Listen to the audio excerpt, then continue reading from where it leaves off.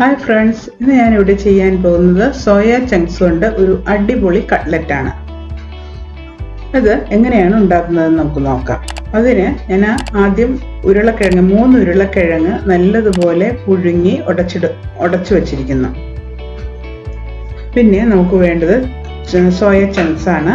ഒരു 250 ഗ്രാം ആണ് ഞാൻ എടുത്തിരിക്കുന്നത്. ഇത് 2 മണിക്കൂർ വെള്ളത്തിൽ കുതിർത്ത് പതിയെ ഒന്ന് വേവിച്ചെടുത്തതാണ്. അത് മിക്സിയിൽ ഇട്ട് ഒന്ന് അടിച്ചെടുത്തിട്ടുണ്ട്. അരഞ്ഞു പോവരുത്, ഇതുപോലെ ഒന്ന് പൊടിഞ്ഞിരിക്കണം. വെള്ളം നല്ലതുപോലെ പിഴിഞ്ഞ് കളഞ്ഞതിന് ശേഷം വേണം മിക്സിയിൽ അടിച്ചെടുക്കാനായിട്ട്. പിന്നെ നമുക്ക് വേണ്ടത് 2 ചെറിയ സവോള പൊടിയായി അരിഞ്ഞത്. പിന്നെ വേണ്ടത് പച്ചമുളക്.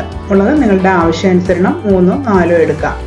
പിന്നെ കറിവേപ്പില, 1 ടേബിൾ സ്പൂൺ ഇഞ്ചി ചെറുതായി അരിഞ്ഞത്, പിന്നെ ബ്രെഡ് ക്രംസ്. ഇനി നമുക്ക് അത് എങ്ങനെയാണ് ഉണ്ടാക്കുന്നതെന്ന് നോക്കാം. 2 മുട്ട വേണം. അത് മുട്ടയുടെ വെള്ളം മാത്രമായാലും കുഴപ്പമില്ല. ഇത് ഞാനിവിടെ മുട്ട മുഴുവൻ എടുത്തിട്ടുണ്ട്. ഞാനൊരു പാൻ അടുപ്പത്ത് വെച്ചിട്ടുണ്ട്. പാൻ നല്ലപോലെ ചൂടായതിനു ശേഷം നമുക്ക് അതിലേക്ക് ഒരു 2 ടേബിൾ സ്പൂൺ എണ്ണ ആഡ് ചെയ്ത് കൊടുക്കാം. ഞാൻ വെളിച്ചെണ്ണയാണ് ഇവിടെ ഉപയോഗിച്ചിരിക്കുന്നത്.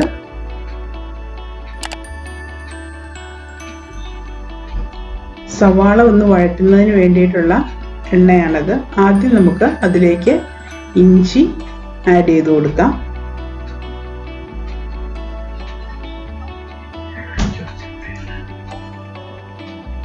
പച്ചമുളക്, കുരുമുളകൊക്കെ നമ്മൾ ആഡ് ചെയ്യുന്നുണ്ട്. അതുകൊണ്ട് മുളക് ആഡ് ചെയ്യുമ്പോൾ നിങ്ങളുടെ എരിവിന് ആവശ്യാനുസരണം മാത്രം ആഡ് ചെയ്യുക. പിന്നെ കറിവേപ്പില കൂടി ആഡ് ചെയ്ത് ഒന്ന് വഴറ്റിയെടുക്കാം.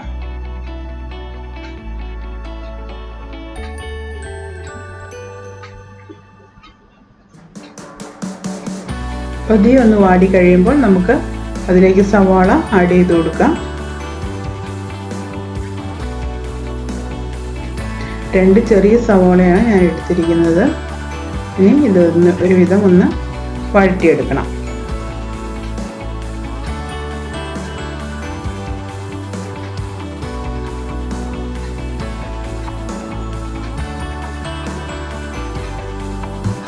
ഇനി ഇതിലേക്ക് നമുക്ക് ആവശ്യത്തിന് ഉപ്പിട്ട് കൊടുക്കാം.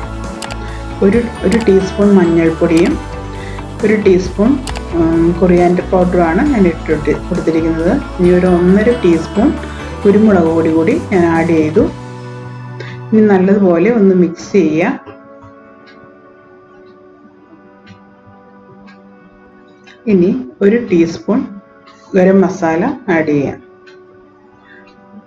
ഇതിൻ്റെ പച്ചമണം മാറുന്നത് വരെ ഒന്ന് ഇളക്കിയതിന് ശേഷം നമുക്കതിലേക്ക് സോയ ചങ്ക്സ് ആഡ് ചെയ്ത് കൊടുക്കാം. നമ്മൾ നല്ലതുപോലെ പിഴിഞ്ഞ് കളഞ്ഞിട്ടാണ് സോയ ചങ്ക്സ് എടുത്തിരിക്കുന്നതെങ്കിലും അതിൽ അല്പം കൂടി വെള്ളം കാണും. നമുക്ക് അതൊന്നുകൂടി ചെറിയ ഫ്ലെയിമിലിട്ട് ആ വെള്ളം ഒന്ന് വറ്റിക്കാം.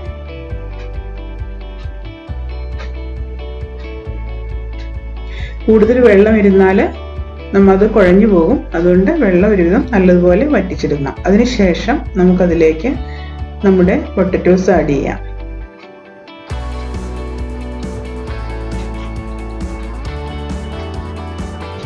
പൊട്ടറ്റോ ഇട്ട് നല്ലതുപോലെ മിക്സ് ആക്കണം.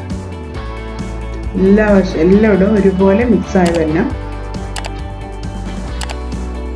അപ്പോൾ ഇത് ഒരുവിധം നല്ലതുപോലെ മിക്സായി വന്നിട്ടുണ്ട്.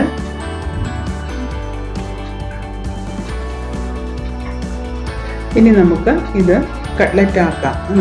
ഞാനിവിടെ ഒരു റൗണ്ട് ഷേപ്പ് തന്നെയാണ് ഉണ്ടാക്കുന്നത്. നിങ്ങൾക്ക് ഇഷ്ടമുള്ള ഷേപ്പിൽ അത് ഉരുട്ടിയെടുക്കാം.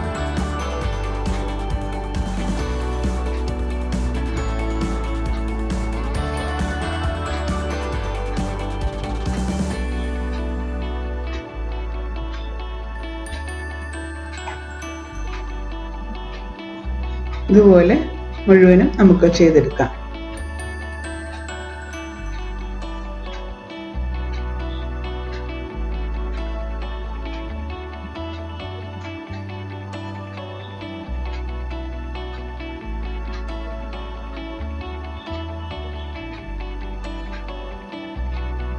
അപ്പോൾ ഞാനിവിടെ എല്ലാം റെഡിയാക്കിയിട്ടുണ്ട്. ഇനി നമുക്ക് ഇത് മുട്ടയിൽ മുക്കി എടുക്കാം. മുട്ടവെള്ളം മാത്രം മതി എന്നുള്ളവർക്ക് അത് മാത്രം യൂസ് ചെയ്യാം. ഞാനിവിടെ രണ്ടും യൂസ് ചെയ്യുന്നുണ്ട്.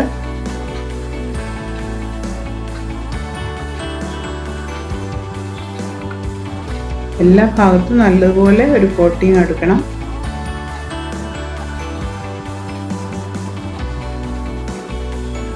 ഇനി ഇത് ബ്രെഡ് ക്രംസിൽ നല്ലതുപോലെ കവർ ചെയ്തെടുക്കാം. ഞാനിവിടെ യൂസ് ചെയ്തിരിക്കുന്ന ബ്രെഡ് ക്രംസ് അല്പം തരിയായിട്ടുള്ളതാണ്. ഇത് ഞാൻ അടുത്തൊരു ബേക്കറിയിൽ നിന്ന് വാങ്ങിയതാണ്. ഈ ബ്രെഡാണ് ഞാൻ ഉപയോഗിച്ചിരിക്കുന്നത്.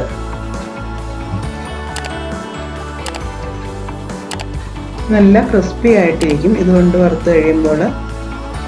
സാധാരണ കടയിൽ നിന്ന് കിട്ടുന്നത് ഇതിൽ നല്ല നൈസ് പൊടി പോലെയുള്ളതാണ്. ഇത് അല്പം തരിയായിട്ടുള്ളതാണ്. അപ്പോൾ നമ്മളെല്ലാം റെഡിയാക്കിയിട്ടുണ്ട്. ഇനി നമുക്ക് ഇത് വെളിച്ചെണ്ണയിലിട്ട് വറുത്തു പോരാം.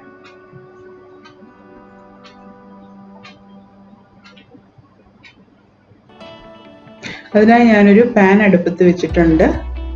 പാനിൽ ഓയിൽ ഒഴിച്ച് ഓയിൽ നല്ലപോലെ ചൂടായതിനു ശേഷം നമുക്ക് അതിലേക്ക് കട്ട്ലറ്റ് ഇട്ട് കൊടുക്കാം.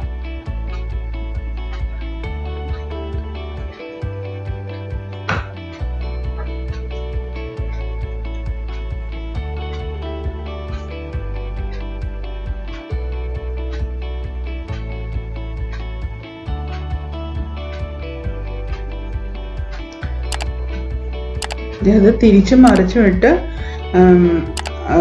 വറുത്തെടുക്കണം. നല്ലതുപോലെ ബ്രൗൺ നിറമാകുന്നത് വരെ വറുക്കാം നമുക്ക്.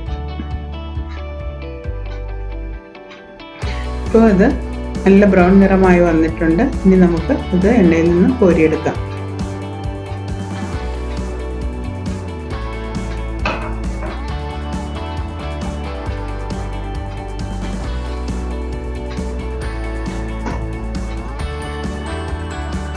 ബാക്കിയുള്ളത് കൂടി ഇട്ട് നമുക്ക് വറുത്തെടുക്കാം.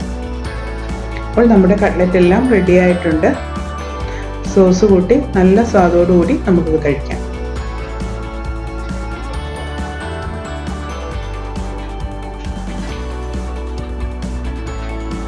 നിങ്ങൾക്ക് ഈ വീഡിയോ ഇഷ്ടപ്പെട്ടെങ്കിൽ ലൈക്ക് ചെയ്യാനും സബ്സ്ക്രൈബ് ചെയ്യാനും മറക്കരുത്.